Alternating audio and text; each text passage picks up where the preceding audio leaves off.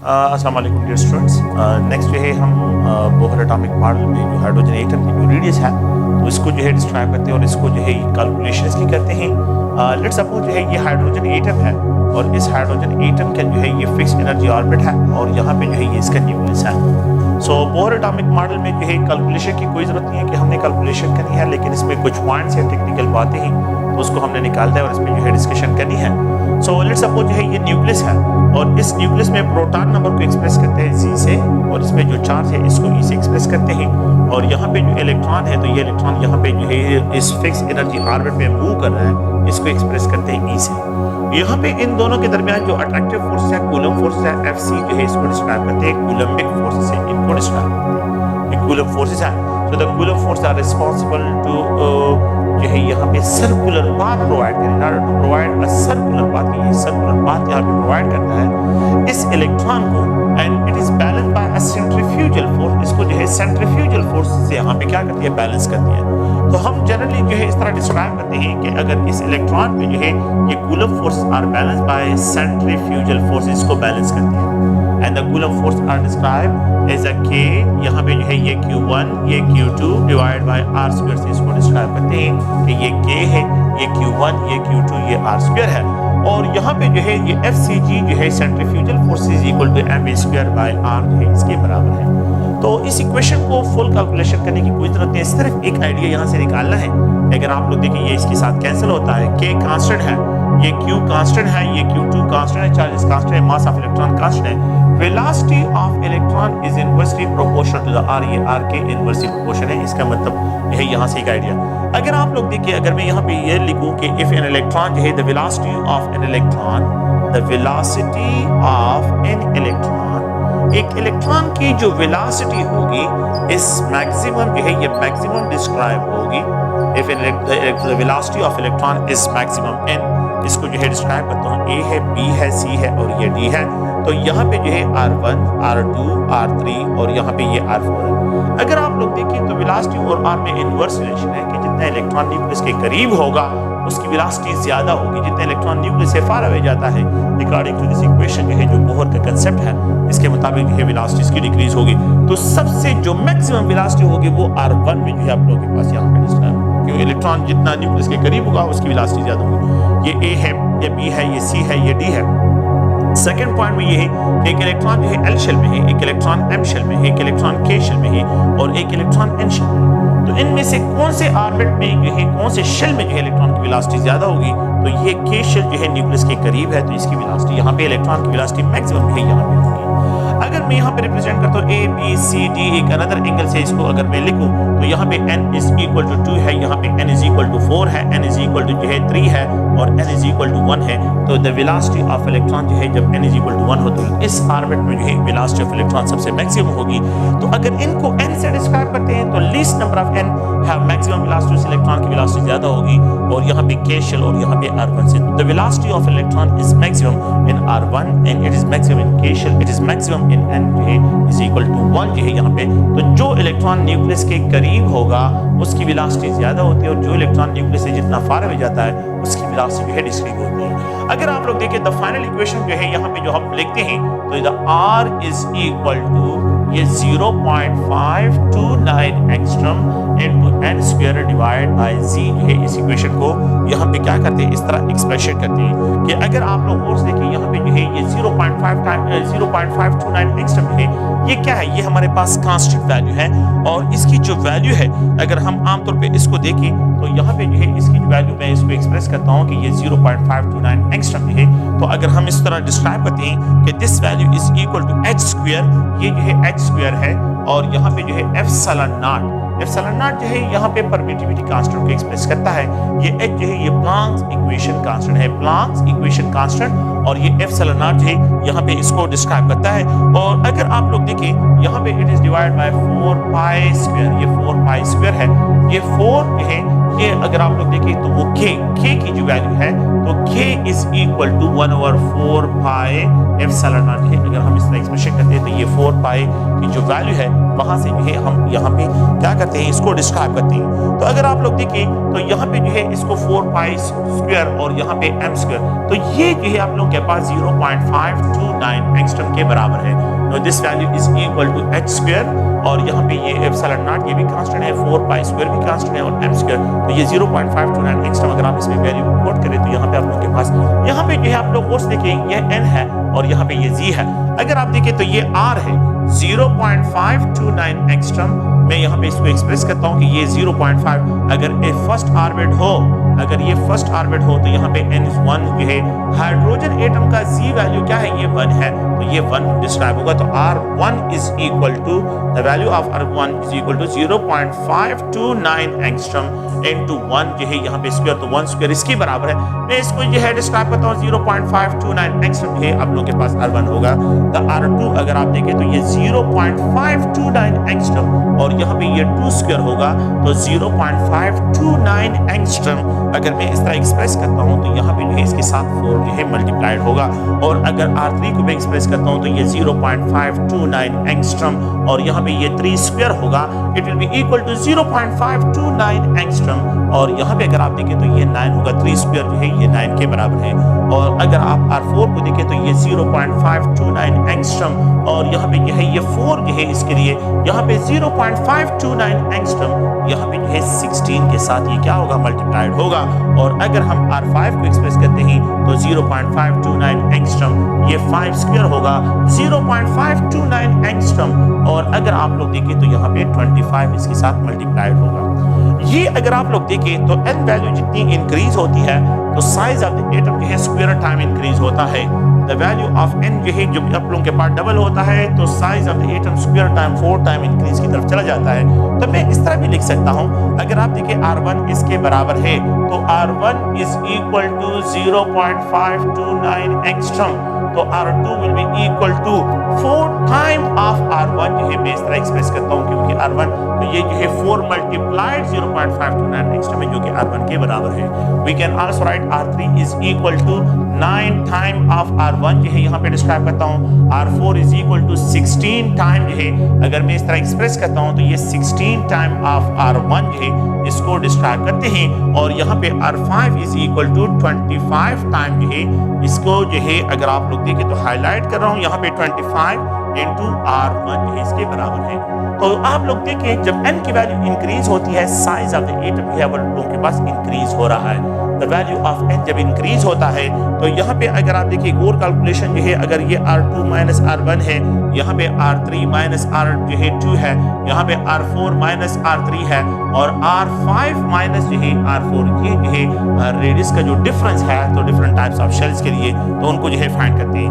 तो ये अगर आप इसको देखें तो यहाँ पे ये 4 है और यहाँ पे जो है 4r1 माइनस r1 है।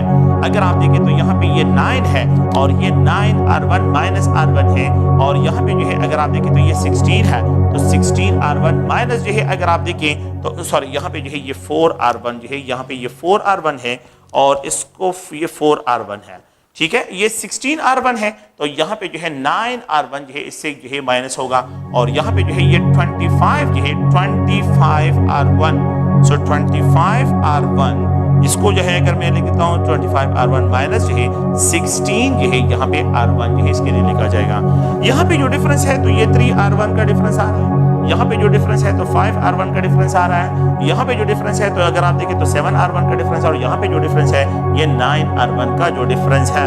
आप लोग इनको देखें तो यहाँ पे जो डिफरेंसेस है 3r1 का है, ये 5r1 का है, ये 7r1 का है, ये 9r1 का है। इसका मतलब ये हुआ कि जितना n वैल्यू इंक्रीज होता है, जितना n वैल्यू इंक्रीज होता है then the difference of r also increase, then the difference of r जो है ये भी इंक्रीज होता है। So n is directly proportional to the delta r के डायरेक्टली प्रोपोर्शनल है। वी कैन आल्सो राइट, हम इस तरह भी लिख सकते हैं कि R5 minus R4 difference is maximum than the R4 minus R3 and this difference is maximum than the R3 minus R2 and this difference is maximum than the R2 minus। तो सबसे लीस्ट जो difference है वो R2 R1 के दरमियान है और सबसे जो मैक्सिमम डिस्टेंस है तो वो अगर आप लोग देखें तो ये R5 minus R1 ये R4 के दरमियान है। तो R4 तो ये R5 minus R4 के दरमियान जो डिफरेंस है ये 9 है, ये 7 है, यहाँ पे जो है ये 5 है और ये तो सबसे लीस्ट डिफरेंस यहाँ पे है। और सबसे इसका मतलब ये हुआ कि जितनी n वैल्यू इंक्रीज होती है then the difference of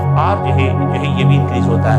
so there is a direct relationship between n value and delta r। इन दोनों के दरमियान कौन सा रिलेशन है? डायरेक्ट रिलेशनशिप है। इसको यहाँ पे क्लियर करते हैं। तो अगर आप लोग और देखें ये जो है एक जनरल जो है हाइड्रोजन एटम के लिए जो बोहर के कैलकुलेशंस है कि बोहर के मुताबिक जो है कि इस न्यूक्लियस और इस फर्स्ट ऑर्बिट के दरमियान जो डिफरेंस ऑफ जो है कि जितना जो है यहाँ पे इसके जो आर वैल्यू है so the R value is equal to यहाँ पे जो आर है तो ये 0.529 एंगस्ट्रॉम के बराबर है। ये 0.529 एंगस्ट्रॉम। अगर एक इलेक्ट्रॉन यहाँ पे चला जाते हैं तो साइज इंक्रीज, अगर यहाँ पे चला जाते हैं और इंक्रीज, तो जितना n वैल्यू इंक्रीज होता है size of the atom increase होता है। There is an inverse relationship between the R and Z value. So there is an inverse relationship between R and Z value. Z is a proton number and आप लोगों को पता है कि जब proton number increase होता है तो size of the atom shrink होता है। जब प्रोटॉन नंबर इंक्रीज होता है size of the atom shrink होता है। तो लेट्स सपोज जो है बोहर एटॉमिक मॉडल जो है हम अप्लाई करते हैं हीलियम आयन पे। Bohr atomic model is not applicable on the helium molecule. Helium इस पे अप्लाई नहीं होता क्योंकि इसके साथ 2 इलेक्ट्रॉन्स हैं। Bohr atomic model can not be applied on a 2 electron system, it can explain only a unique electron system. तो R will be equal to 0.529 angstrom into first orbit n is equal to 1 है। तो ये ground state electron के लिए, इस electron के लिए तो ये 1 स्क्वायर होगा, लेकिन प्रोटॉन नंबर जो है हीलियम का जो है ये फिक्स है, ये 2 है, तो यहाँ पे ये 2 होगा। तो R helium ion will be equal to, अगर आप लोग देखें तो 0.529 एंगस्ट्रॉम डिवाइड बाय 2। तो अगर आप radius of the hydrogen first orbit में देखें तो 0.529 एंगस्ट्रॉम के बराबर है। तो कैन वी राइट इस इक्वेशन को कि R helium ion is also equal to, इसकी जगह अगर मैं radius of hydrogen divide by 2 लिखूं तो ये भी आप लोगों के पास है। तो R helium ion is half of the radius of the hydrogen है and we can also write this equation कि R hydrogen is equal to 2 time of the R helium ion है, इसके भी बराबर जो है यहाँ पे आ रहा है। तो जब आप लोगों के पास जो है प्रोटॉन नंबर इंक्रीज होते हैं तो साइज ऑफ द एटम जो है उसका रेडियस जो होगा वो रेडियाई जो है वो डिक्रीज होगा। तो इसका मतलब क्या है? मतलब ये है कि आप लोग देखिए जब प्रोटॉन नंबर इंक्रीज होता है तो size of the atom shrink होता है, एटॉमिक साइज डिक्रीज की तरफ चला जाता है। इसका मतलब यहाँ पे ये है कि R hydrogen is greater in size than the R helium ion. R helium ion smaller size है और R हाइड्रोजन है ये ग्रेटर इन साइज है। अगर आप लोग देखें R lithium ion, Bohr atomic model is also applicable on the lithium ion with a double positive charge हो तो यहाँ पे जो है ये 0.529 एंगस्ट्रॉम और फर्स्ट ऑर्बिट के लिए 1 स्क्वायर होगा और यहाँ पे जो है ये 3 पे डिवाइड होगा क्योंकि the Z value of the lithium is 3 है, प्रोटॉन नंबर लिथियम का 3 है। तो अगर आप लोग देखें तो यहाँ पे R lithium ion is equal to ये 0.529 angstrom divided by 3. We can also write this equation कि R हाइड्रोजन डिवाइड by 3 वहाँ पे 2 पे डिवाइड तो ये हाइड्रोजन के रेडियस के बराबर है। तो रेडियस ऑफ हाइड्रोजन तो radius of the lithium ion is 3 times lesser than the radius of hydrogen. तो radius of hydrogen will be equal to ये 3 इसके साथ तो 3 times of the radius of lithium ion के जो है ये क्या है, ये इसके बराबर है। तो अगर आप लोग देखें तो R hydrogen is equal to 3 times the radius of the lithium ion जो है ये इसके बराबर है। तो ये एक जनरल सा पॉइंट है। पॉइंट सिर्फ इसमें आप लोगों ने ध्यान में रखना है कि जब n वैल्यू इंक्रीज होती है तो size of the atom increase होता है और जब प्रोटॉन नंबर इंक्रीज होते हैं तो साइज ऑफ द एटम है ये डिक्रीज की तरफ चला जाता है। तो ये रेडियस से डिफरेंट टाइप्स ऑफ पॉइंट्स हैं। अगर आप लोग देखें तो मैं यहाँ पे ये भी एक्सप्रेस करता हूँ कि R लिथियम आयन जो है सबसे स्मॉलेस्ट साइज का होगा और R हाइड्रोजन जो है ये सबसे बिगर साइज का होगा। तो R हाइड्रोजन जो है ये greater in size while R lithium ion जो है सबसे लीस्ट जो है यहाँ पे डिस्क्राइब किया जाएगा। तो ये रेडियस से रिलेटेड जो है ये पॉइंट्स हैं और आप लोगों ने जो है इनको ध्यान में रखना है। तो बोहर एटॉमिक मॉडल का जो रेडियस है तो ये एक जनरल जो है इसकी और इसकी कैलकुलेशन की और कुछ जरूरत नहीं है। आप लोगों ने जो है सिर्फ डेल्टा आर का पॉइंट याद रखना है कि रेडियस जो है आप लोगों के पास की जो है जितना एन वैल्यू इंक्रीज होता है रेडियस का डिफरेंस जो है वो आप लोगों के पास इंक्रीज होता है। सेकंड जो है हम यहाँ पे बोहर एटॉमिक मॉडल में जो रेडियस कैलकुलेशन की बात मैंने की है, नेक्स्ट पे यहाँ पे कैलकुलेशन करता हूँ Bohr energy calculation of hydrogen atom के बोहर ने जो है हाइड्रोजन एटम के लिए जो एनर्जी कैलकुलेशन की है तो उस कैलकुलेशन की तरफ आते हैं। अच्छा, देयर इज नो नीड कि हम जो है उस कैलकुलेशन कॉम्प्लिकेटेड मैथमेटिक्स की तरफ चले जाएं। हम यहाँ पे जो बेसिक पॉइंट्स हैं उसको जो है डिस्कशन करेंगे और फिर जो है कि ये न्यूक्लियस है और यहाँ पे अगर आप लोग गौर से देखिए यहाँ पे इलेक्ट्रॉन है, ये इलेक्ट्रॉन इस न्यूक्लियस के इर्द गिर्द रिवॉल्व हो रहा है। तो जिस एनर्जी के साथ ये रिवॉल्व हो रहा है उस एनर्जी को काइनेटिक एनर्जी कहते हैं। अच्छा, ये न्यूक्लियस और इस इलेक्ट्रॉन के दरमियान जो अट्रैक्टिव फोर्सेस है, these forces are described as the potential energies को potential energy से describe करते हैं। The total energy of electron will be equal to the sum of kinetic energy of electron and plus potential energy of electron। इन दो energy का जो sum up होगा तो ये total energy of the electron क्या होगा, डिस्क्राइब होगा। The total energy kinetic energy will be equal to half mv square and the potential energy will be equal to the work done के बराबर होगा। ये क्या है, ये वर्क के बराबर है। नो हम यहाँ पे वर्क किसको एक्सप्रेस करते हैं, ये वर्क जो है अगर आप लोग देखें यहाँ पे जो है अट्रैक्टिव फोर्सेस कूलम फोर्सेस हैं और यहाँ पे जो है आर डिस्टेंस है तो इस कूलम फोर्सेस का और आर का जो आप लोगों के पास प्रोडक्ट होगा वो आप लोगों के पास यहाँ पे वर्क डिस्क्राइब होगा। वो सिस्टम की पोटेंशियल एनर्जी से इलेक्ट्रॉन की पोटेंशियल एनर्जी डिस्क्राइब की जाएगी। तो अगर आप लोग इस पॉइंट को देखें तो कूलम जो है यहाँ पे ये वर्क जो है इसको एक्सप्रेस करता हूँ, that is also called potential energy. और इस कूलम फोर्सेस को अगर आप देखें तो ये k q1 q2 divide by r square है मल्टीप्लाइड ये r। अगर आप देखिए ये r इस r के साथ कैंसिल होता है तो the potential energy of electron that is k q1 q2 divide by r जो आप लोग देखिए। अगर आप लोग देखिए मैं एक इलेक्ट्रॉन के इस इलेक्ट्रॉन की काइनेटिक एनर्जी यहाँ पे मैक्सिमम है, अगर मैं इस पे काम करता हूँ इसमें एनर्जी ऐड करता हूँ, जब एनर्जी ऐड करता हूँ ये इलेक्ट्रॉन यहाँ पे चला जाएगा। अगर मैं इसमें और एनर्जी ऐड करता हूँ तो ये इलेक्ट्रॉन यहाँ पे चला जाएगा। अगर मैं इसमें और एनर्जी ऐड करता हूँ तो ये इलेक्ट्रॉन यहाँ पे चला जाएगा, इसकी पोटेंशियल एनर्जी इंक्रीज होगी। तो जितना मैं एक इलेक्ट्रॉन को न्यूक्लियस से फार अवे लेके जाता हूँ इसकी पोटेंशियल एनर्जी इंक्रीज होती जाएगी। अगर मैं इसी इलेक्ट्रॉन को जो है न्यूक्लियस के करीब लेके आता हूं तो इसकी पोटेंशियल एनर्जी तो ये डिस्क्राइब होगा पॉजिटिव पोटेंशियल एनर्जी से और ये डिस्क्राइब होगा नेगेटिव पोटेंशियल एनर्जी से। अगर मैं एक इलेक्ट्रॉन को फ्रॉम हाई एनर्जी स्टेट से जो है न्यूक्लियस के करीब लेके आता हूं तो इसकी पोटेंशियल एनर्जी क्या होगी, वो डिक्रीज होगी क्योंकि अट्रैक्टिव फोर्स होंगे। तो मेरा मतलब यहाँ पे क्या है कि जब एक इलेक्ट्रॉन न्यूक्लियस के करीब आता है तो इसकी पोटेंशियल, अगर इसकी काइनेटिक एनर्जी पॉजिटिव हो तो डेफिनेटली इसकी पोटेंशियल एनर्जी क्या होगी, वो नेगेटिव होगी। तो we can write a point यहाँ पे जो मैं लिखना चाहता हूँ वो ये है कि potential energy minus k q1 q2 divide by r। तो अब potential energy have inverse relation with minus one over r। इसका मतलब ये है कि potential energy of electron is directly proportional to r, ये r के डायरेक्टली प्रोपोर्शन है। तो we can also write this equation half mv square और मैं इस इक्वेशन को यहाँ पे ये डिस्क्राइब करता हूँ कि ये माइनस साइन यहाँ पे लिखता हूँ। द माइनस साइन इंडिकेट करता है कि जब एक इलेक्ट्रॉन को न्यूक्लियस के करीब लेके आते हैं तो उसकी पोटेंशियल एनर्जी ड्रॉप हो जाती है। तो इस इक्वेशन को अगर आप लोग देखिए q1 q2 और यहाँ पे जो है अगर आप देखें तो ये r इसके बराबर है।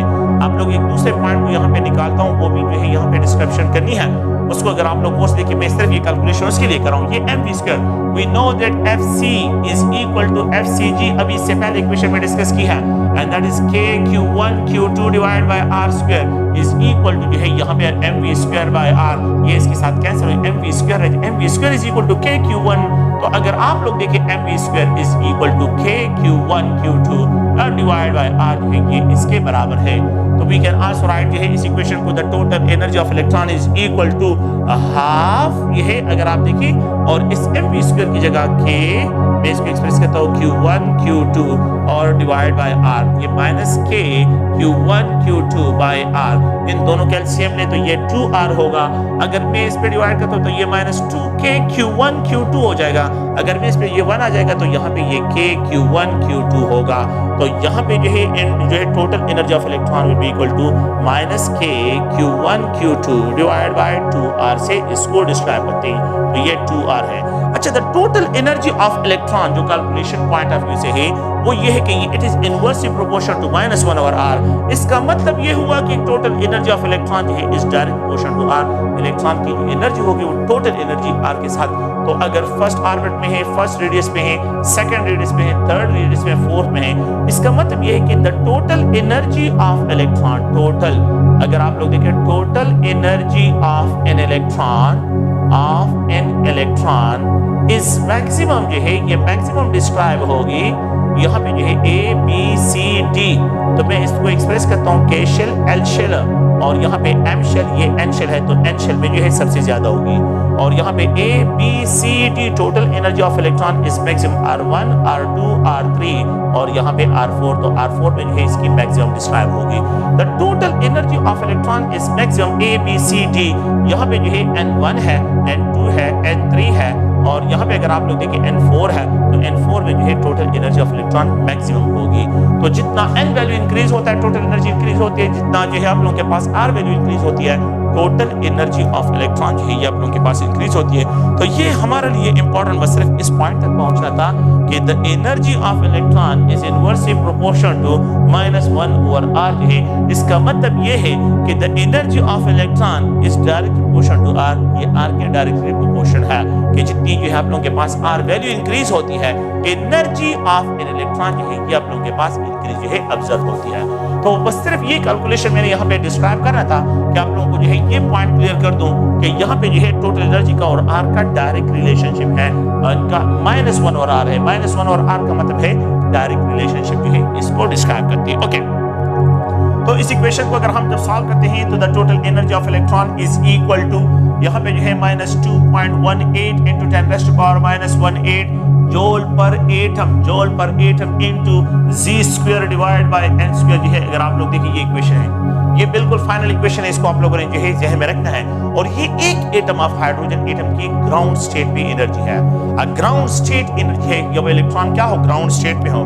सो ग्राउंड स्टेट में अगर आप लोग देखें ground state of hydrogen atom, ground state of hydrogen atom की जो एनर्जी है, एनर्जी हाइड्रोजन एटम एनर्जी ये नेगेटिव में है। नेगेटिव का मतलब है ये लोअर एनर्जी स्टेट में, नेगेटिव साइन का मतलब यहाँ पे ये है कि ये ग्राउंड स्टेट में, इट मींस ये लोअर एनर्जी स्टेट में है। तो हाइड्रोजन एटम एनर्जी जो है ये नेगेटिव डिस्क्राइब होती है। तो it is describe as a negative, इसको जो है नेगेटिव डिस्क्राइब करते हैं ground state energy of hydrogen atom.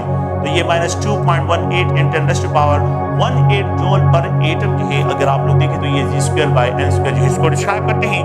अगर मैं इसको 1 मोल में एक्सप्रेस करूं ये एक एटम की एनर्जी है। अगर मैं 1 mole of hydrogen atom, 1 mole of hydrogen atom की बात करता हूं, 1 mole of hydrogen atom that is -13.31 kilo joule per mole जो है into Z square divide by N square इसकी वैल्यू होगी। सो ये जो है -13.31 किलो जूल पर मोल जो है जी स्क्वायर इनटू एन स्क्वायर अगर आप लोग देखें तो ये इसकी वैल्यू जो है यहाँ पे क्या करते हैं ये डिस्क्राइब करते हैं। तो ये टोटल एनर्जी ऑफ इलेक्ट्रॉन जो है अगर हम यहाँ पे डिस्क्राइब करते हैं तो यहाँ पे जो है ये जो -13 है, -13.31 या जो है अगर आप लोग देखिए -2.18 × 10⁻⁻18 जूल पर एटम जो इसकी वैल्यू है ये कांस्टेंट है। ये क्या है ये कोई कांस्टेंट है लेकिन ये मोल के लिए 1 मोल ऑफ हाइड्रोजन एटम के लिए और ये अ सिंगल हाइड्रोजन एटम के लिए जो है यहाँ पे क्या करते हैं इसको एक्सप्रेस करते हैं and this value is equal to mass of electron. और यहाँ पे ये चार्ज है यहाँ पे ये जी स्क्वायर है। हाइड्रोजन एटम के लिए जी की वैल्यू जो है ये 1 ही होती है। तो अगर आप लोग उसको जी स्क्वायर में एक्सप्रेस करते हैं यानी तो ये m जो है ये मास ऑफ इलेक्ट्रॉन है, ये e जो है ये चार्ज ऑफ इलेक्ट्रॉन, n जो है आप लोगों के पास प्रोटॉन है और c जो है ये प्रोटॉन नंबर को एक्सप्रेस करता है। और अगर आप लोग देखें तो यहाँ पे जो है इसको यहाँ पे जो एक्सप्रेस करते हैं तो that is equal to 8ε0² h²। ये क्या है ये सारी वैल्यूज कांस्टेंट है। m जो है e4 g² 8ε0² और यहाँ पे 8। No this value is equal to अगर आप देखें तो ये 2.18 × 10⁻⁻18 ये कांस्टेंट, ये भी कांस्टेंट, ये भी कांस्टेंट, ये वैल्यू सारे पुट करें तो आप लोगों के पास एक एटम के लिए जोल पर एटम ये वैल्यू होगी। लेकिन अगर आप इसके साथ किलो जोल और पर मोल में इसको डिस्क्राइब करते हैं तो फिर ये वैल्यू जो है -13.31 किलो जोल पर मोल के बराबर होगी। तो 1 mole of electron, 1 mole of hydrogen atom, 1 mole of hydrogen atom को अगर आप मल्टीप्लाई करते हैं और किलो जोल में इसको एक्सप्रेस करते हैं तो फिर ये वैल्यू इसके बराबर होगी। तो ये me4z² 8ε0² h² जो है आप लोगों के पास ये इक्वेशन है। सो ये अगर आप लोग देखें तो ये मैं इस तरह एक्सप्रेस करता हूं कि -13.31 किलो जोल पर मोल। मैं इस तरह भी एक्सप्रेस कर सकता हूं ये एक एटम के लिए, और अगर मैं एक हाइड्रोजन एटम को तो ये -13.4 इलेक्ट्रॉन वोल्ट इंटू 1/n² भी लिख सकते हैं। इलेक्ट्रॉन वोल्ट में जो भी आप लोग ये क्या कर सकते हैं इसको एक्सप्रेस करें तो 13.4 इलेक्ट्रॉन वोल्ट जो है ये 13.6 जो है पासबुक में 6 लिखा हुआ है, 13.6 इलेक्ट्रॉन वोल्ट जो है इसको जो है डिस्क्राइब करते हैं। तो यहाँ पे ये 13.6 जो है पासबुक में 13.4 लिखा है, पासबुक में 13.6 लिखा है। तो इसमें आप लोग के पास ग्राउंड स्टेट के लिए so the ground state energy, the ground state energy of a single hydrogen atom, the ground state energy of a single hydrogen atom, the ground state energy मैं यहाँ पे एक्सप्रेस कर रहा हूँ कि the ground state energy of a single hydrogen atom, of a single hydrogen atom is equal to -2.18 into 10⁻⁻18 joule per atom इसकी value है, जोल पर एटम है। The ground state energy of 1 mole, ground state energy of 1 mole of hydrogen of 1 mole of hydrogen atom is यहाँ पे -13.31 kilo joule per mole जो है ये ग्राउंड स्टेट में आप लोगों के पास की एनर्जी है। So the ground state energy of 1 mole of hydrogen atom is -13.31 kilojoule पर मोल है, और एक एटम की एनर्जी जो है आप लोगों के पास इसके बराबर होगी। तो ये अगर आप लोग देखें तो ग्राउंड स्टेट एनर्जी। अच्छा, अगर हम देखें तो यहाँ पे फर्स्ट एक्साइटेड स्टेट की एनर्जी को डिस्क्राइब करते हैं कि the first excited state of the hydrogen atom, कि अगर मैं इस तरह एक्सप्रेस करता हूँ कि यहाँ पे जो है आप लोग देखें कि अगर मैं ये मेरे पास ये न्यूक्लियस है और इस न्यूक्लियस ये है यहाँ पे अगर हम देखें, और यहाँ पे ये फर्स्ट एक्साइटेड स्टेट है, ये E1 है, E2 इसका फर्स्ट एक्साइटेड स्टेट है। तो अगर मैं ground state energy of the hydrogen को एक्सप्रेस करता हूँ energy is equal to -13.31 kilo joule per mole जो है, और यहाँ पे जो है इसको अगर आप देखें 1/1² है तो इसी के बराबर होगी। तो this value is equal to -13.31 kilo joule per mole के बराबर है। ये first energy. Second energy state, this first excited state -13.31 kilo joule per mole जो है यहाँ पे जो है ये सेकंड, जिसके लिए n इज इक्वल टू 2 होगा, तो ये 2² जो है आप लोगों के पास होगा, तो ये 4 पे डिवाइड होगा। ये क्या होगा, ये 4 पे जो है ये वैल्यू डिवाइड होगी। तो जब ये 4 पे जो है इसकी वैल्यू की डिवीजन होती है तो यहाँ पे जो है ये 4 पे जब डिवाइड होगा तो इट विल राउंड अबाउट जो है 328 किलो जोल पर मोल एनर्जी जो है, तो यहाँ पे जो है ये -328 किलो जोल पर मोल है। -328 तो ये -13 है, और ये -328 है, इससे ज्यादा है, ये कम है, ये लोअर वैल्यू है और ये ज्यादा वैल्यू है। तो अगर आप लोग देखें, अगर मैं थर्ड एक्साइटेड स्टेट में चला जाऊं तो ये -13.31 किलो जोल जो है, सॉरी ये सेकंड एक्साइटेड स्टेट है, तो एनर्जी लेवल 3 जो है ये सेकंड एक्साइटेड स्टेट है। यहाँ पे ये 3² होगा। अगर आप इसको 9 पे डिवाइड कर लेते हैं तो यहाँ पे जो आप लोगों के पास क्या है कि ये 13.31 किलो जोल पर मोल है। तो यहाँ पे जो है इसकी जो वैल्यू है ये -145 किलो जोल आप लोगों के पास पर मोल इसकी वैल्यू होगी। किलो जोल पर मोल है, सॉरी इसको जो है ये याद रखें कि किलो जोल पर मोल जो है ये वैल्यू इसके लिए डिस्क्राइब हो, किलो जोल पर मोल है। ओके, और अगर मैं यहाँ पे E4 की तरफ चला जाता हूँ तो ये -13.31 किलो जोल पर मोल है। तो यहाँ पे जो है यहाँ पे ये 4² 16 पे ये वैल्यू डिवाइड होगी। जब ये वैल्यू 16 पे डिवाइड होगी तो यहाँ पे जो इसके लिए डिस्क्रिप्शन होगा वो अगर आप लोग देखें तो ये 16 पे डिवाइड होगा तो ये -82 किलो जोल पर मोल जो है इसकी वैल्यू डिस्क्राइब होगी। अगर आप लोग देखें ये जो है, अगर आप इसमें सबसे ज्यादा एनर्जी को देखें तो -82 ज्यादा है, तो E4 की energy is greater than the E3, E3 की energy is greater than the E2, E2 की energy is greater than the E1। यहाँ पे ये -82 है, ये -145 है, ये -328 है, और ये -13.31 है, तो ये नेगेटिव साइन में सबसे लीस्ट वैल्यू और नेगेटिव साइन में सबसे ज्यादा वैल्यू है। तो E4 की energy is greater than the E3, E3 की energy is greater than the E2, E2 की energy is greater than the E1। तो सबसे लीस्ट एनर्जी है यहाँ पे आप लोगों के पास E1 के लिए डिस्क्राइब होगी। तो ये अगर आप लोग देखिए, इस कंक्लूजन ये है कि जितना n वैल्यू इंक्रीज होता है, the total energy of electron जो है ये इंक्रीज होती है। जितनी n वैल्यू इंक्रीज होती है, जितनी the value of n increase होती है, the total energy of electron है। तो आप लोग देखिए, ये इक्वेशन है कि -13.31 किलो जूल पर मोल है, और यहाँ पे जो है ये 1/n² है। तो अगर आप इस इक्वेशन को देखें तो ये माइनस साइन है, तो इट मींस -1/n²। इसका मतलब ये कि energy is direct proportional to n²। ये डायरेक्ट प्रोपोर्शन है, क्योंकि ये -1/n² है। इस n² को ऊपर लेके जाते हैं तो माइनस मल्टीप्लाइड माइनस, तो ये पॉजिटिव हो जाएगा। तो the total energy of electron is direct proportional to n²। ये n² के डायरेक्ट प्रोपोर्शन है। एक दूसरा पॉइंट अगर आप लोग गौर से देखें, ये मेरे पास ये न्यूक्लियस है, एक इलेक्ट्रॉन की एनर्जी E1 है, एक इलेक्ट्रॉन की एनर्जी E2 है, एक इलेक्ट्रॉन की एनर्जी E3 है, एक इलेक्ट्रॉन की एनर्जी E4 है। मेरे पास the total energy of electron जो है, जितना मेरे पास n वैल्यू इंक्रीज होता है, total energy of electron increase हो रहा है, क्योंकि यहाँ पे फोटॉन की एनर्जी इतनी है, यहाँ पे फोटॉन की एनर्जी इतनी है, यहाँ पे फोटॉन की एनर्जी इतनी है। यहाँ से इलेक्ट्रॉन को यहाँ पे लेके इसकी एनर्जी इंक्रीज हो रही है, टोटल एनर्जी इंक्रीज आ रहा है। लेकिन एक दूसरा पॉइंट ये है जिसकी तरफ हम आ रहे हैं और उसको जो है यहाँ पे डिस्क्राइब करना चाहते हैं, वो ये है कि अगर आप लोग गौर से देखें, इसमें हम गैप ऑफ एनर्जी को फाइंड आउट करते हैं कि what is the difference of energy between. तो हम ये देखते हैं कि E2 minus E1, E2 minus E1, E2 E3 minus E2, और यहाँ पे जो है E3 जो है यहाँ पे E4 माइनस E3 जो है, कि इनके दरमियान जो डिफरेंस ऑफ एनर्जी है, तो वो किस तरह हमने फाइंड आउट करना है। तो मैंने ये वैल्यू ऑलरेडी लिखी है, और आप लोग थोड़ा सा देखें कि इन वैल्यूज को जो है किस तरह जो है डिस्क्राइब करते हैं। तो ये एनर्जी जो है, अगर आप लोग देखें, ये एनर्जी E1 की है, ये एनर्जी E2 की है, ये एनर्जी E3 की है, और यहाँ पे ये एनर्जी E4 की है। आप लोग ये पॉइंट याद रखें कि द फर्स्ट एक्साइटेड स्टेट है 1 मोल ऑफ हाइड्रोजन एटम के लिए, 1 mole of hydrogen atom, 1 mole of hydrogen atom, ठीक है, कि 1 मोल ऑफ हाइड्रोजन एटम जो है अगर आप लोगों के पास हो, तो उनके लिए फर्स्ट एक्साइटेड स्टेट जो होगा, फर्स्ट एक्साइटेड स्टेट की जो एनर्जी है, so the energy of 1 mole of hydrogen atom, यहाँ पे अगर आप इसमें ऐड करें एनर्जी, यहाँ पे इस तरह लिख देता हूं कि energy of 1 mole of hydrogen atom for the in first excited state will be equal to ये पॉइंट याद रखते हैं, will be equal to -300 जो है -328। the energy of the first excited state जो है ये -328 है।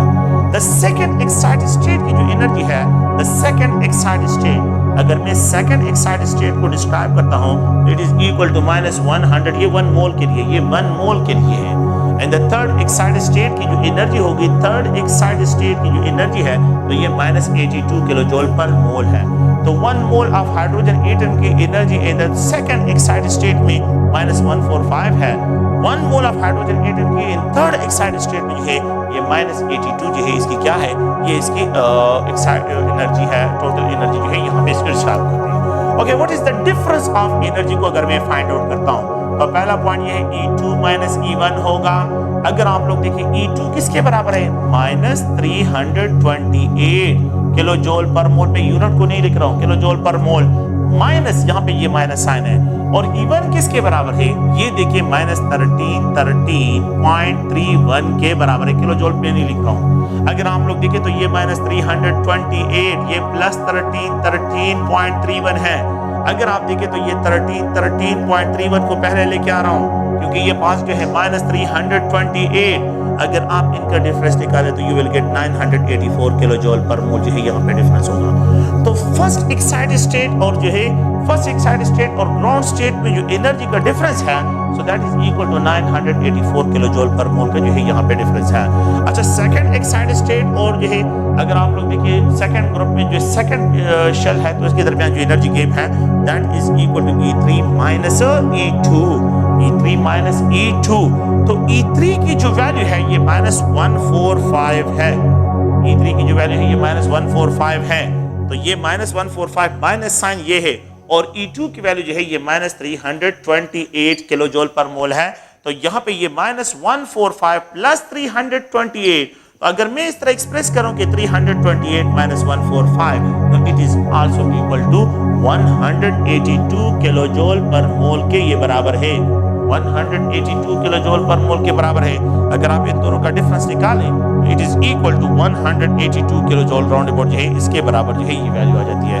तो अगर आप देखिए यहाँ पे जो है -100 ये प्लस है, सॉरी ये प्लस साइन है, तो आप इसको देखिए कि यहाँ पे जो एनर्जी है, एनर्जी जो फर्स्ट ऑर्बिट है, फर्स्ट ऑर्बिट और सेकंड ऑर्बिट के दरमियान जो एनर्जी डिफरेंस है ये 984 है, लेकिन सेकंड ऑर्बिट और थर्ड ऑर्बिट के दरमियान जो एनर्जी डिफरेंस है, तो इन दोनों को अगर आप लोग देखें तो यहाँ पे जो है आप लोगों के पास क्या है, this value is equal to, ये वैल्यू है 182 किलो जूल पर मोल है, 182 किलो जूल पर मोल जो है इसकी वैल्यू जो है यहाँ पे डिस्क्राइब हो रही है।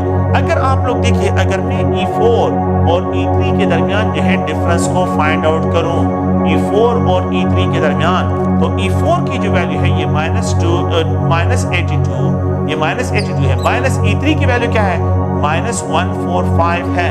तो अगर आप देखिए दोनों का डिफरेंस फाइंड करते हैं तो ये -82 एंड प्लस 145, इन दोनों का डिफरेंस निकाले 145 माइनस जो है 82, it will be equal to 63, ये 63 हो गया है।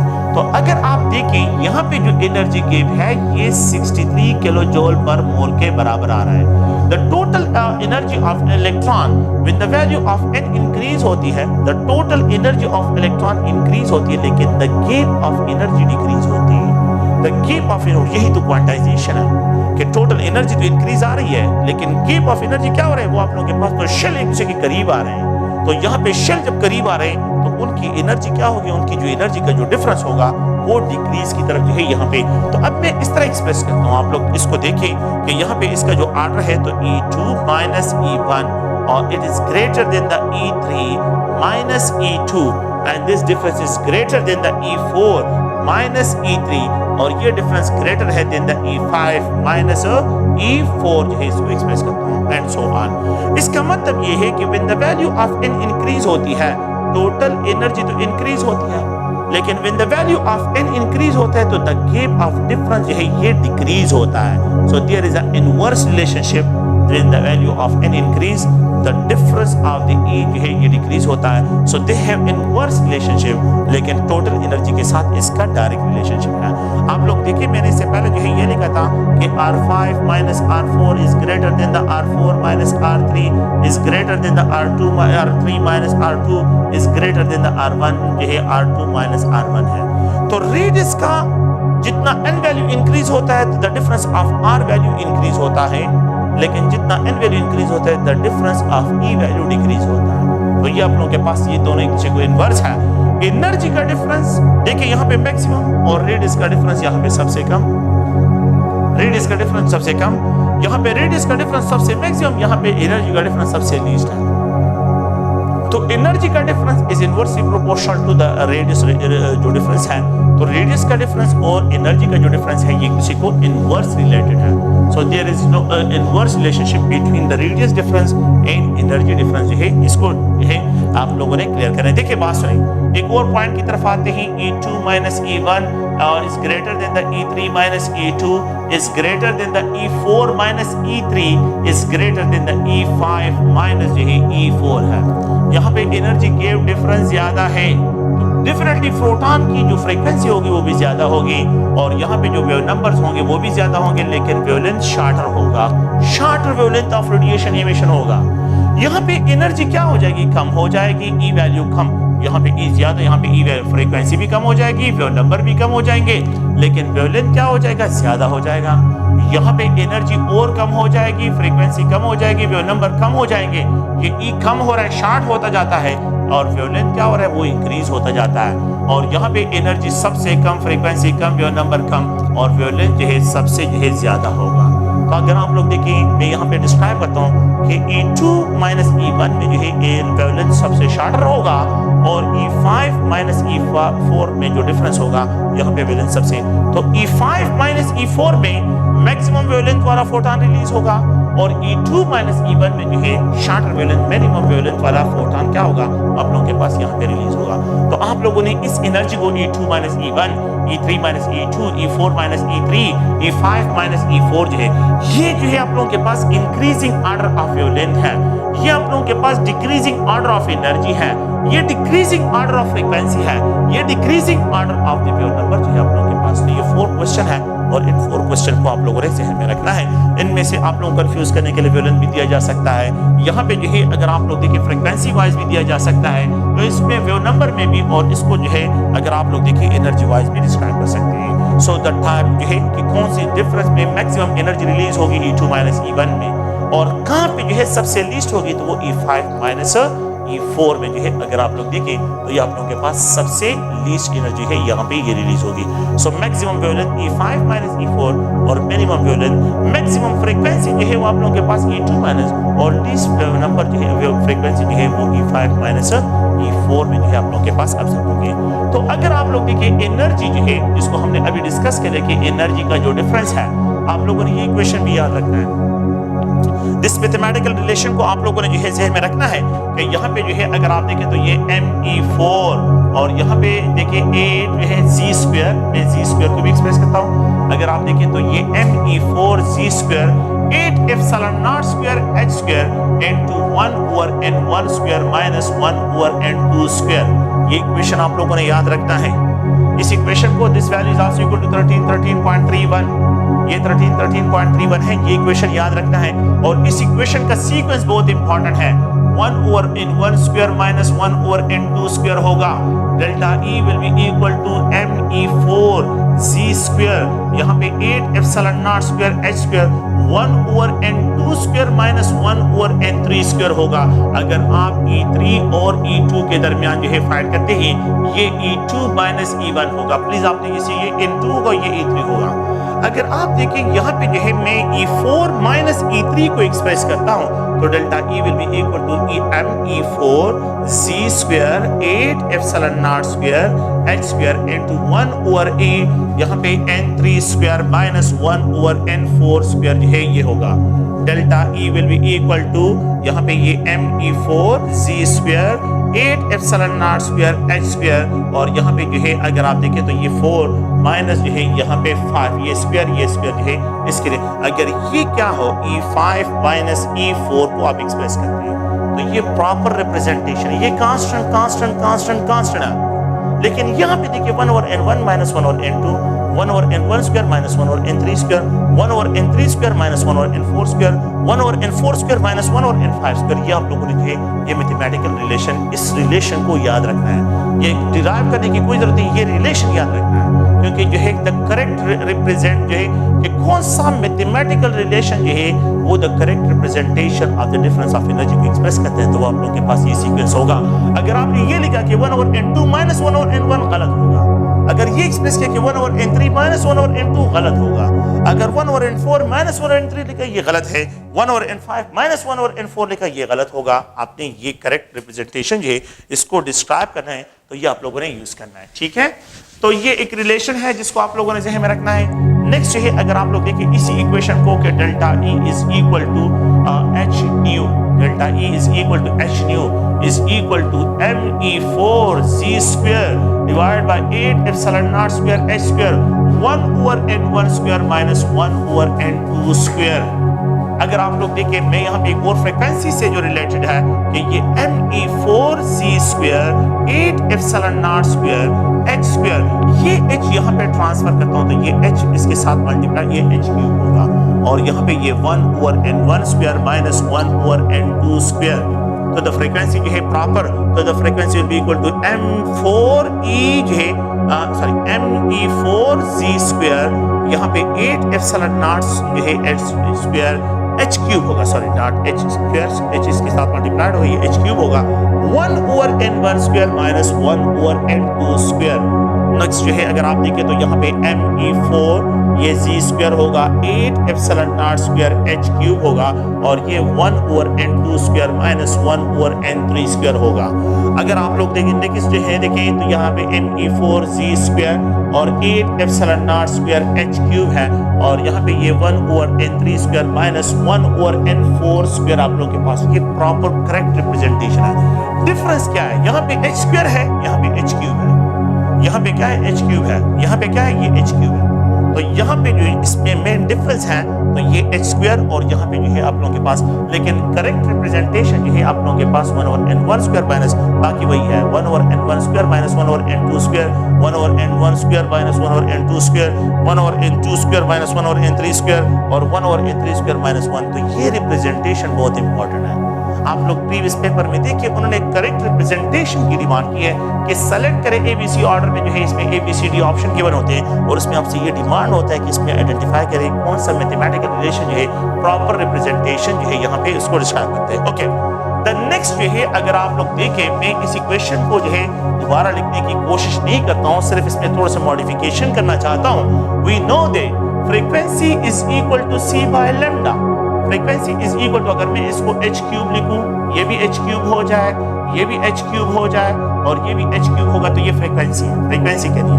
लेकिन फ्रीक्वेंसी के साथ में c बाय लैम्डा भी लिख सकता हूँ, ये c बाय लैम्डा।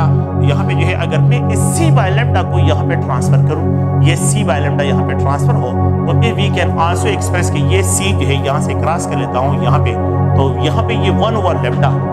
तो इसको अगर आप लोग देखें, अब ये c 8 epsilon not square h cube, ये h क्यूब है, me4 और ये z है। तो एक अनदर जो कांस्टेंट है जिसको हम रेडबर्ग कांस्टेंट से एक्सप्रेशन करते हैं, तो अगर आप देखिए तो रेडबर्ग कांस्टेंट की जो वैल्यू है, Rydberg constant that is abbreviated me4, यहाँ पे z स्क्वायर, z कांस्टेंट है, z क्या है, प्रोटॉन यहाँ पे हाइड्रोजन के लिए कांस्टेंट है, और यहाँ पे ये 8 epsilon not square h cube और ये c वेलोसिटी ऑफ लाइट है।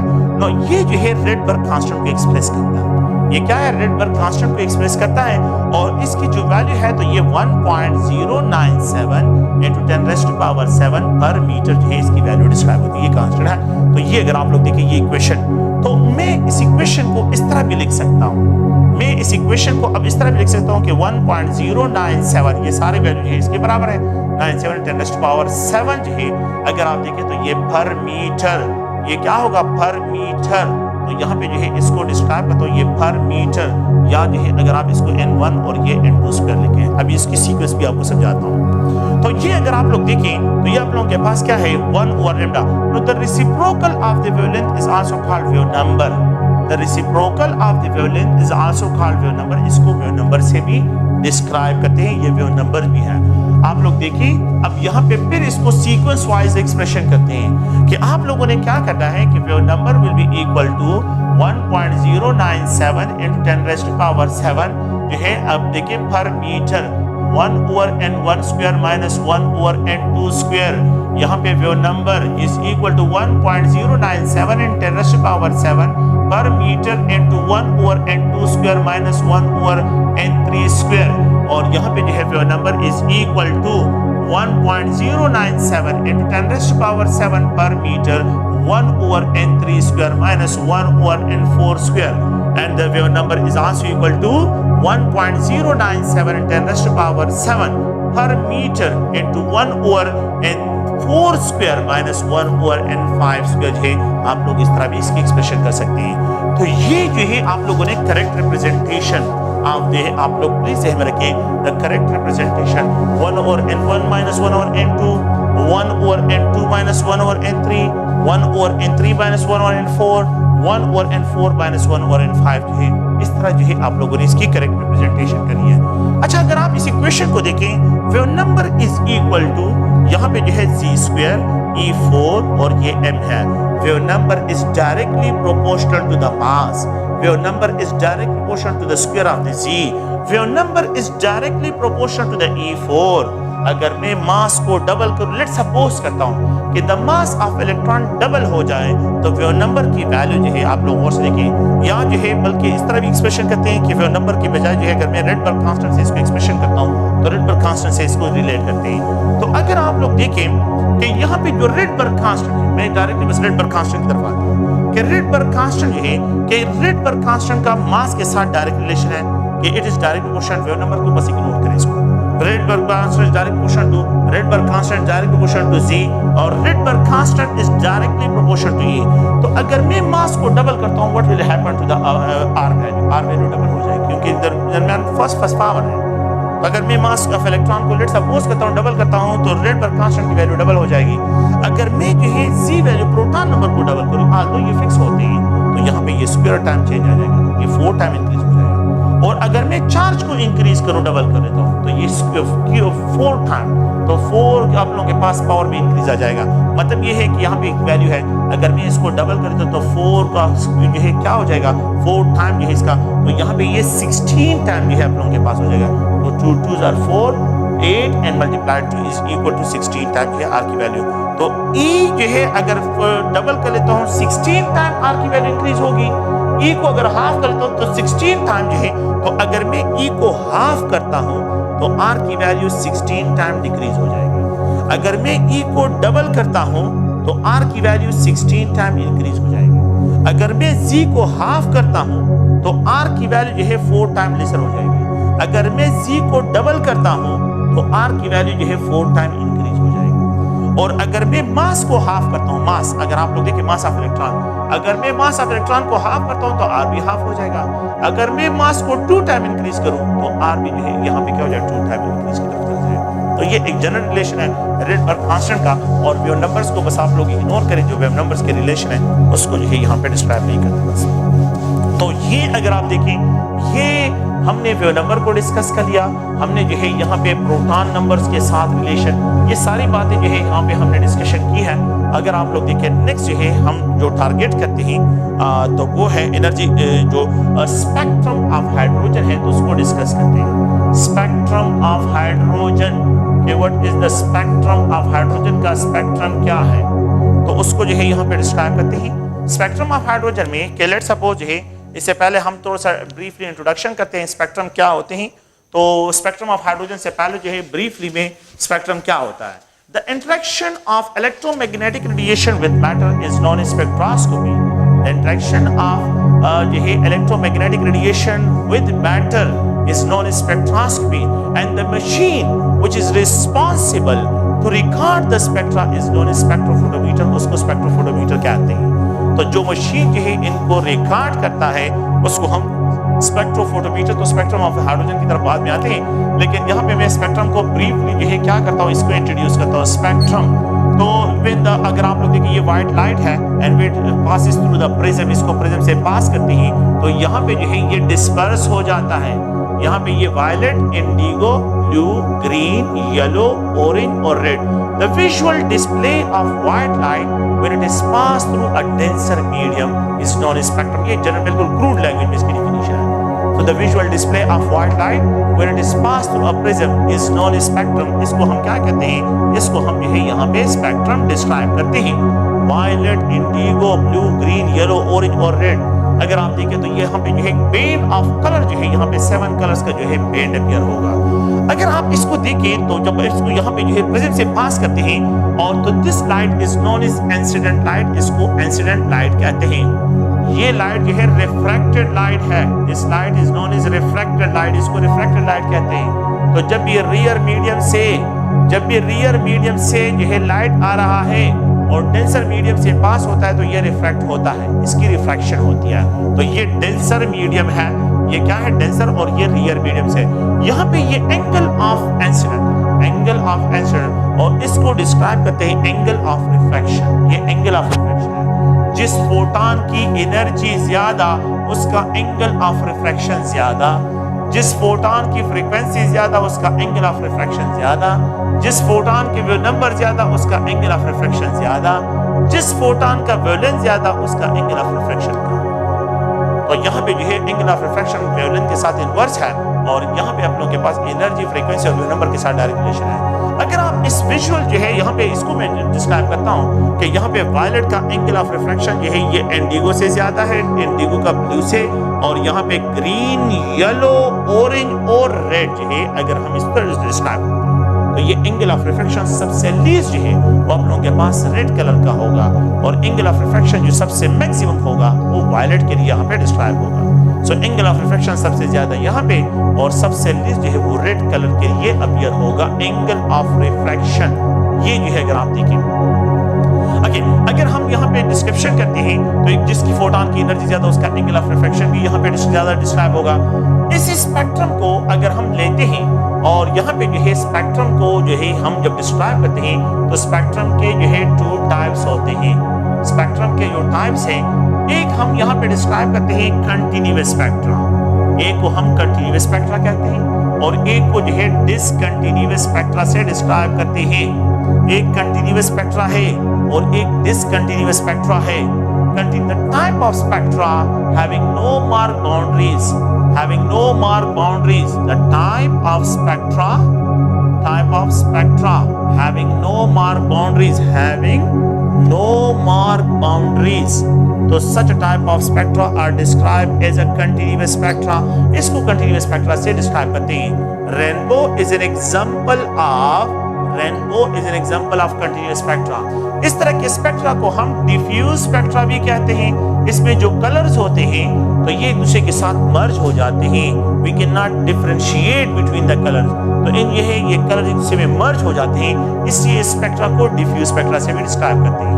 Rainbow is an example of continuous spectra, ये कंटिन्यूअस स्पेक्ट्रा की जो है एग्जांपल है।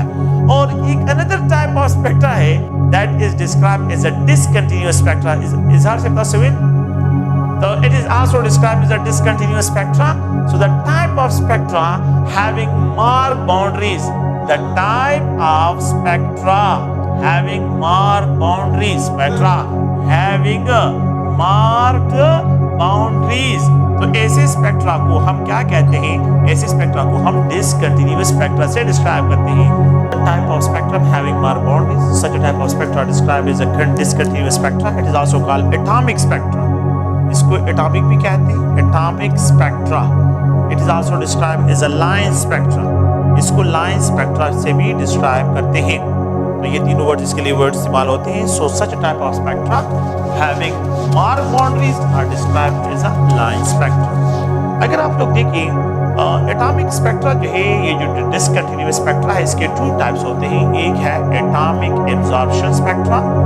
एटॉमिक स्पेक्ट्रा के 2 टाइप्स होते हैं। टाइप्स ऑफ एटॉमिक स्पेक्ट्रा, एक है atomic absorption spectra, atomic absorption spectra. अच्छा, एटॉमिक एब्जॉर्प्शन स्पेक्ट्रा और एक है atomic emission spectra. Atomic emission spectra, ये 2 टाइप्स होते हैं। अच्छा, अगर आप लोग देखिए एटॉमिक एब्जॉर्प्शन स्पेक्ट्रा क्या है, ये मेरे पास इलेक्ट्रोमैग्नेटिक रेडिएशंस है और दीज इलेक्ट्रोमैग्नेटिक रेडिएशन जो है सोर्स से आ रहे हैं and they are incident on a sample. Machine में जो है स्पेक्ट्रोफोटोमीटर में सैंपल पड़ा हुआ है, ये रेडिएशन इसमें इंस्टेंट करते हैं। The sample have the ability to absorb some selected wavelength of radiation. तो ये उन एनर्जी लेवल्स को जो है एब्जॉर्ब करते हैं, उन एनर्जी ऑफ फोटॉन्स को एब्जॉर्ब करते हैं जो इनकी एनर्जी गेप के साथ मैच करते हो, उनके एब्जॉर्ब कर लेते हैं। लेट्स सपोज करता हूँ कि ये रेडिएशन 1, रेडिएशन 2, रेडिएशन 3, रेडिएशन 4 है, तो ये इसमें से जो है 2 को एब्जॉर्ब कर लेता है और यहाँ पे जो है 4 को एब्जॉर्ब कर लेता है। लेट्स सपोज रेडिएशन 2 और रेडिएशन 4 को एब्जॉर्ब कर लेता है। रेडिएशन 1 को ट्रांसमिट, रेडिएशन 3 भी ट्रांसमिट होता है। This light is called transmitted light। इस लाइट को हम क्या कहते हैं? ट्रांसमिटेड लाइट से इसको डिस्क्राइब करते हैं। This light is described as an incident light। ये जो है इंसिडेंट लाइट है और ये जो यहाँ पे है अगर आप देखें तो ये जो है एब्जॉर्ब लाइट है, ये एब्जॉर्ब है, एब्जॉर्ब लाइट है। If this transmitted light is passed through a prism, अगर इसको प्रिज्म से पास करते हैं तो ये observe 2 bright line जो है यहाँ पे ऑब्जर्व होंगे, यहाँ पे 2 bright line अपीयर होंगे। अच्छा, तो रेडिएशन 1 जो है ये ट्रांसमिट हो रहा है तो इसका ब्राइट लाइन अपीयर हो जाएगा। रेडिएशन 2 एब्जॉर्ब हो गया तो यहाँ पे डार्क होगा, यहाँ पे ये क्या है? डार्क है। रेडिएशन 3 जो है ये ट्रांसमिटेड है तो यहाँ पे जो है ये ब्राइट होगा, यहाँ पे ये रेडिएशन 3 ब्राइट और 4 जो है एब्जॉर्ब हुआ है तो यहाँ पे जो है ये डार्क है। तो देखिए ब्राइट, डार्क, ब्राइट, तो such a type of spectra having marked boundaries। तो according to this concept, what is meant by atomic absorption spectra? If the electromagnetic radiation are incident on a sample, it absorbs some selected wavelength of radiation while the rest of radiation are transmitted। If this transmitted light is pass through prism, तो जो spectra record होता है उसको atomic absorption spectra से describe करते हैं। अच्छा, जो लाइट एब्जॉर्ब हुआ है, तो जिस लाइट की जो है यहाँ पे ये सैंपल ने जो है जिस लाइट को एब्जॉर्ब किया हुआ है, वो लाइट जो है यहाँ पे अगर मॉलिक्यूल हो, यहाँ पे क्या है मॉलिक्यूल है, तो ये लाइट जब एब्जॉर्ब होता है तो ये मॉलिक्यूल जो है यहाँ से एक्साइट, अगर ये इलेक्ट्रॉन्स, अगर ये यूवी रेंज में हो तो इलेक्ट्रॉन को एक्साइट करेगा, अगर ये आईआर हो तो आईआर जो है वाइब्रेशन मोड को एक्साइट करेगा, अगर ये माइक्रोवेव रेडिएशन हो तो ये जो है रोटेशन मोड को एक्साइट करेगा, और अगर ये रेडियो फ्रीक्वेंसी हो तो ये न्यूक्लियाई को एक्साइट करेगा। तो इनमें से जो भी रेडिएशन, जनरल में ये बात कर रहा हूँ कि ये इलेक्ट्रोमैग्नेटिक रेडिएशन, तो ये इसको एक्साइट, यहाँ पे ये मॉलिक्यूल भी एक्साइटेड स्टेट में चला गया, इसने रेडिएशन जो है 2 को एब्जॉर्ब कर लिया है और इसने रेडिएशन 4 को एब्जॉर्ब किया है। अगर ये जो एक्साइटेड स्टेट से वापस ये मॉलिक्यूल रिटर्न होते हैं, या इलेक्ट्रॉन हो या न्यूक्लियाई हो या बॉन्ड हो या रोटेशन मोड हो, अगर ये वापस रिटर्न होके आते हैं तो द एब्जॉर्ब फोटॉन को in the form of light emit करते हैं। So the deexcitation of molecule from the high energy state to the low energy state, ठीक है, या इलेक्ट्रॉन्स या बॉन्ड जो है या रोटेशन मोड्स को या न्यूक्लियर स्पिन जो है अगर डीएक्साइटेशन होती है, अगर ये जो है हाई एनर्जी स्टेट से लो एनर्जी स्टेट में आते हैं तो जो फोटॉन यहाँ पे रिलीज होते हैं इसको एमिटेड फोटॉन कहते हैं। एमिटेड फोटॉन, यहाँ पे जो है ट्रांसमिटेड लाइट और यहाँ पे एमिटेड लाइट। अगर ये एमिटेड लाइट जो है हम प्रिज्म से पास करते हैं तो जो स्पेक्ट्रा यहाँ पे रिकॉर्ड होगा वो स्पेक्ट्रा जो है हम लोगों के पास एटॉमिक एमिशन स्पेक्ट्रा डिस्क्राइब होगा। तो atomic emission spectra, when excited electron, excited molecule, excited bond हो, vibration mode हो, rotation mode हो, या जो है उसका nuclear spin हो, तो अगर वो de-excite होके वापस रिटर्न होते हैं तो जो फोटॉन emit होते हैं उस emitted फोटॉन को अगर हम प्रिज्म से पास करते हैं तो उसको हम ये atomic emission spectra से डिस्क्राइब करते हैं। ठीक है, ओके, थैंक यू।